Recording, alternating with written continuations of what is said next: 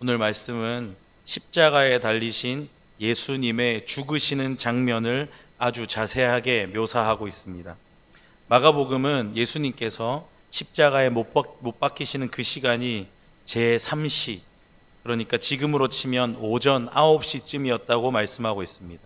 그리고 그때로부터 3시간쯤 지난 낮 12시부터 3시간 동안 온 땅에 어둠이 덮였다라고 말씀합니다. 당시에 오후 3시는 니산월 14일에 6월절 어린 양을 죽이기 시작하는 공식적인 시간이었다고 말씀합니다. 그러니까 예수님이 죽으시는 그 시간이 6월절 어린 양이 죽기 시작하는 공식적인 시간이랑 일치하는 겁니다. 여러분, 정오라면 태양이 가장 높이 떠서 가장 밝고 환하게 비치는 그런 시간이어야 되는데 온 세상이 깜깜해졌다고 말씀합니다. 이러한 초자연적인 현상은 분명히 하나님이 보여주고 계시는 무언가가 있다는 것을 깨닫게 됩니다. 오늘 본문은 그 시간을 분명하고 정확하게 알려주고 있기 때문에 실제로 어둠이 온 땅, 그러니까 온 유대 지역을 전부 다 덮었다고, 어둠이 온 유대 지역을 덮었다고 볼 수 있습니다. 대낮에 어둠이 온 땅을 덮었다는 건 초자연적인 사건입니다. 하나님께서 일하고 계시고 말씀하고 계신다는 온 우주적인 실제적인 사건입니다. 마태는 마가복음 24장 29절에서 이미 어둠을 하나님이 일하시는 걸로 연결해서 말씀하고 있었습니다. 마지막 날에 일어날 하나님의 역사를 보여줬는데요. 하나님이 분노하시고 슬퍼하시는 걸 온 유대 땅에 표현하고 계시다는 걸 알 수 있습니다. 이스라엘 백성들이 애굽에서 탈출할 때 하나님이 어둠으로 심판하시고 일하셨습니다. 어두움이 가득 차 있는 동안 사람들이 서로 마주 볼 수도 없었고 이스라엘 사람들이 사는 곳에만 빛이 있었다고 말씀합니다. 여러분, 이 어둠은 또한 그날 일어난 예수님의 죽으심이라는 사건이 얼마나 비참하고 참혹하고 어두운 것인지를 보여줍니다. 역사상 가장 어둡고 비참한 시간이었을 겁니다. 감히 피조물인 인간들이 창조주이신 예수 그리스도를 향해서 엄청난 욕설과 조롱과 모욕을 던졌습니다. 그리고 우리의 유일한 구원자이신 독생자 예수님에게 마음을 강팍하게 꽉 닫아버렸습니다. 그렇게 무서운 어두움이 오후 3시까지 계속됐습니다. 예수님이 큰 소리로 부르짖어서 말씀하십니다. 엘리 엘리 라마 사박다니. 여기서 엘리는 히브리어로 나의 하나님이라는 말이고 레마 사박다니는 아람어로 왜 나를 버리십니까? 라는 말입니다. 그래서 나의 하나님 나의 하나님 어찌하여 왜 나를 버리십니까? 하는 말이랍니다. 하나님을 향해서 예수님이 온 힘을 다해서 큰 소리로 울부짖으셨는데 그때만은 하나님과의 교통이 단절되고 아무런 대답도 들을 수가 없었습니다. 그저 온 땅을 어두움이 뒤덮고 있고 깜깜한 만이 존재하고 있었습니다. 이 말씀은 또 예수님이 얼마나 괴로워하셨는지를 우리에게 보여줍니다. 예수님은 마치 사망의 음침한 골짜기를 지나고 계신 것과 같았습니다. 겉으로 오는 육체적인 고통과 어려움뿐만이 아니라 내면적으로도 마치 하나님이 나를 떠나신 것 같고 모든 위로가 사라지고 두려움과 어려움으로 가득 차 있는 그 마음 상태를 그대로 보여주고 있습니다. 우리는 예수님이 하나님 아버지의 외면, 아무런 대답도 없으신 하나님 아버지의 철저한 외면을 받으신 그 자체가 너무 큰 고통이었다는 걸 기억해야 됩니다. 아마 예수님은 절대 하나님이 자신을 버리지 않을 거라는 분명한 믿음이 있으셨을 겁니다. 왜냐하면 언약의 핵심 내용 중에 하나가 하나님이 절대 자기 백성을 버리시지 않는다는 것이기 때문입니다. 하지만 그 모든 것을 알고 있다 할지라도 지금 십자가에 달려 고통당하시는 예수님의 실제적인 고통을 잊어서는 안 됩니다. 지금 본문에서 예수님께서 겪는 그 고통은 하나님 아버지에게 버림받는 아들의 고통입니다.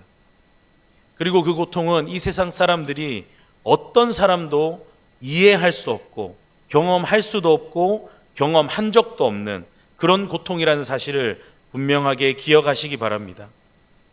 예수님이 이 고통을 이미 알고 계셨기 때문에 겟세마네 동산에서 땀방울이 핏방울이 될 때까지 부르짖고 기도하시면서 할 수만 있으면 이 잔을 옮겨달라고 했던 겁니다.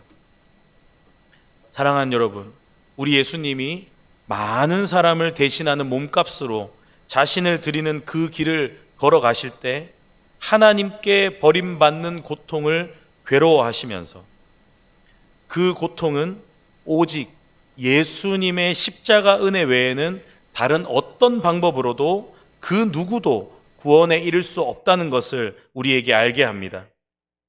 우리 예수님의 십자가의 은혜 외에는 구원 얻을 만한 다른 방법이 없다는 사실을 분명하게 기억하시고 믿으시기 바랍니다. 그런 괴로움 중에 거기 서 있던 사람들이 예수님이 엘리야를 부르는 걸로 생각했습니다. 엘리야 선지자를 알고 있는 걸로 봐서는 분명히 이 사람들은 유대인이 확실합니다. 예수라는 죄인이 하나님을 불렀지만 아무 변화가 없자 엘리야라도 부른다고 생각한 것 같습니다. 하나님은 아무런 답도 없고 사람들의 오해로부터 창조주이시고 온 우주의 왕이신 그분이 먼지보다도 못한 피조물인 인간들에게 조롱당하고 모욕당하기 시작하십니다. 신 포도주를 해면에 적셔서 막대기에 꿰어 마시게 하고 어디 저 사람이 부르는 대로 진짜 엘리야가 그를 구하러 오는지 한번 지켜나 보자 하면서 비웃었습니다.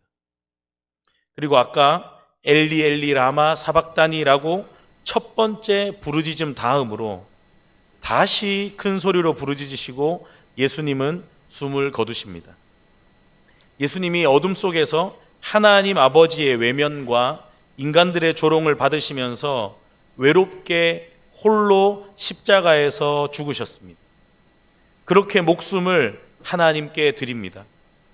요한복음은 다 이루었다라고 외치시고 머리를 숙이니 영원히 떠나가셨다라고 말씀합니다. 그때 한글 성경에는 없는데요, 원문에 보면 헬라어로 이두, 영어로 behold, 51절이 그렇게 시작하는데요, 보라라고 시작합니다. 마태복음을 쓴 마태가 하나님이 바로 그때 역사하심을 놀라고 강조하면서 띄워주시면 돼요. 보라라고 외칩니다. 한번 다 같이 말씀을 읽어보도록 하겠습니다. 51절이거든요. 다 같이 읽어보겠습니다. 시작. 보라, 성소 휘장이 위로부터 아래까지 찢어져 둘이 되었고 땅이 흔들리고 바위들이 갈라졌도다. 아멘. 여러분도 잘 아시다시피 사람이 휘장을 위에서부터 아래로까지 찢을 수 없기 때문에 휘장이 위에서 아래로 둘로 찢어진 건 하나님이 그 일을 하셨다는 뜻입니다. 우리 예수님이 십자가에 돌아가신 일과 함께 나타난 여러 놀라운 표적들이 있는데 그 중에서 이것보다 더 중요한 사건은 없습니다. 앞에서 말씀드린 대로 3시간 동안 있었던 환한 대낮에 일어난 깜깜한 어둠도 놀랍고 신기한 사건일 수 있습니다. 땅이 흔들리고 바위가 갈라지고 바위가 터져버리는 일도 깜짝 놀랄 일이 맞습니다. 하지만 성소 휘장이 위에서부터 아래로까지 갑자기 찢어진 사건은 그 다른 것보다도 훨씬 더 중요한 사건입니다. 휘장이 찢어진 일은 희생 제물과 의식이 더 이상 이제는 필요하지 않게 되었다는 표적입니다. 예수님이 십자가 위에서 다 이루었다 하고 돌아가시고 성소 휘장이 찢어지는 것으로 분명하게 보여주시면서 이 일이 완성되었습니다. 이제 이 땅에서 인간 대제사장은 필요 없어졌습니다. 언약궤의 뚜껑과 또 피를 뿌리는 일과 또 분향하는 일은 더 이상 필요 없어졌습니다. 뿐만 아니라 속죄의 일이라는 것 자체가 더 이상 필요하지 않게 되었습니다. 우리의 참된 대제사장 되시는 예수님께서 그 뜻을 이루신 줄 믿으시기 바랍니다. 하나님의 참된 어린 양이 대신 죽임 당하셨습니다. 참된 언약궤의 뚜껑이 드디어 드러나게 되었습니다. 그래서 휘장이 위로부터 아래로 찢어진 일은 은혜의 보좌 앞에 담대히 나아갈 그 구원의 길이 저와 여러분에게 활짝 열려졌음을 선포하고 있는 줄 믿으시기 바랍니다. 지금 십자가에서 예수님이 돌아가실 때까지 하나님의 임재 방법은 이방인들에게는 전혀 알려지지도 않았고 단지 유대인들에게만 희미하게 보였었습니다. 그러나 완전한 희생 제물이 되셔서 자기 자신을 참된 어린 양으로서 대신 드리고 영원한 구원을 성취하신 예수 그리스도로 인해서 그 비밀스러운 놀라운 일이 밝혀지게 된 줄 믿습니다. 이제 하나님께서 택하시고 부르신 모든 사람은 이제 예수 그리스도를 자신의 구주로 믿음으로써 그 은혜의 보좌 앞에 담대하게 나아가서 자신 있게 하나님께 다가갈 수 있게 된 줄 믿습니다. 사랑하는 여러분, 이 놀라운 구원의 길이 열려진 줄 확실하게 믿으시기 바랍니다. 저와 여러분은 십자가를 생각할 때마다 십자가에 저와 여러분 대신해서 돌아가신 예수님의 죽음을 생각할 때마다 또 그 내용을 읽을 때마다 큰 소리로 찬양하고 감사를 올려드려야 하는 줄 믿습니다. 우리 죄가 너무 크고 많다는 것을 기억하십시오. 하지만 그것보다도 더 위대한 대속자 예수님께서 치르신 순결한 피의 대가가 우리 모든 죄보다도 훨씬 더 크고 중요하다는 사실을 분명하게 기억하시기 바랍니다. 우리 중에는 아직도 이 은혜로운 일들을 깨닫지 못하고 어떻게 보면 소심하게 예배드리는 사람들이 의외로 많습니다. 아직도 우리 자신이 뭔가 열심히 공로를 쌓아야 하고 확실하게 믿지 못하고 소극적으로 쭈뼛쭈뼛하면서 담대하게 하나님 앞에 나아가지 못하는 사람들이 생각보다 많습니다. 사랑하는 여러분, 저와 여러분이 마치 생일 선물 주기로 약속한 아버지가 얼마나 좋은 선물 주실지를 설레하는 마음으로 기다리는 아들과 같은 신뢰하는 마음으로 하나님 아버지를 신뢰하게 되기를 축복합니다. 그런 마음으로 하나님을 찬양하는 걸 기뻐하고 즐거워하게 되기를 축복합니다. 믿음의 확신을 가지고 가까이 나아가는 그런 저와 여러분 되기를 간절히 바랍니다. 성소 휘장이 이미 찢어졌습니다. 우리가 더 추가금이나 더 뭔가를 해야 되는 필요가 전혀 없습니다. 은혜의 보좌 앞에 담대히 나아가는 저와 여러분 되기를 간절히 바랍니다.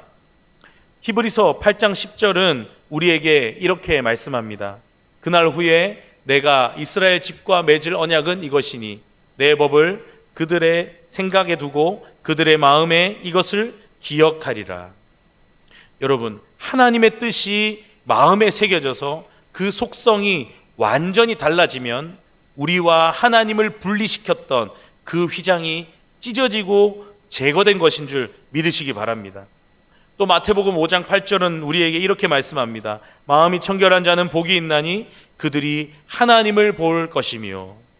성소 휘장이 위에서부터 아래로까지 찢어지고 저와 여러분의 죄를 예수님이 대신 해결해 주셨습니다.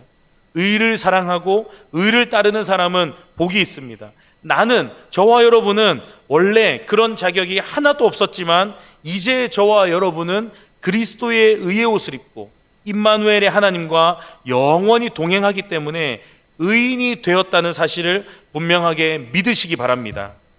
그렇게 저와 여러분은 하나님의 형상을 회복하고 하나님의 자녀가 된 줄 믿습니다. 하나님이 허락하신 믿음으로 주 예수 그리스도를 저와 여러분의 심령에 모셔드리게 되기를 축복합니다. 영접하는 자, 곧 그 이름을 믿는 자들에게는 하나님의 자녀가 되는 권세를 주셨으니, 하나님 닮은 심령은, 하나님의 자녀는 하나님에게서 절대 분리되지 않는 줄 믿습니다. 하나님과 기쁘고 즐겁게 교제를 할 수 있게 된 줄 믿습니다. 그렇게 이 사실을 확실히 믿음으로 지금 하나님 안에서 온전한 평안과 기쁨을 누리시기를 축복합니다. 우리를 너무나 사랑하시는 우리 주님께서 저와 여러분에게 이렇게 말씀하시며 부르시고 안아주십니다. 아가서 2장 17절 말씀에 내 사랑하는 자야 날이 저물고 그림자가 사라지기 전에 돌아와서 베데르산의 노루와 어린 사슴 같을지라. 오늘 우리 예수님께서 십자가에 우리 대신 죽어주신 이 크고 놀라운 사건을 선명하게 기억함으로 우리를 사랑하시는 주님과 기쁨과 즐거움을 누리고 담대히 하나님께 나아가 영원히 그분과 동행하게 되는 저와 여러분 되기를 간절히 바랍니다.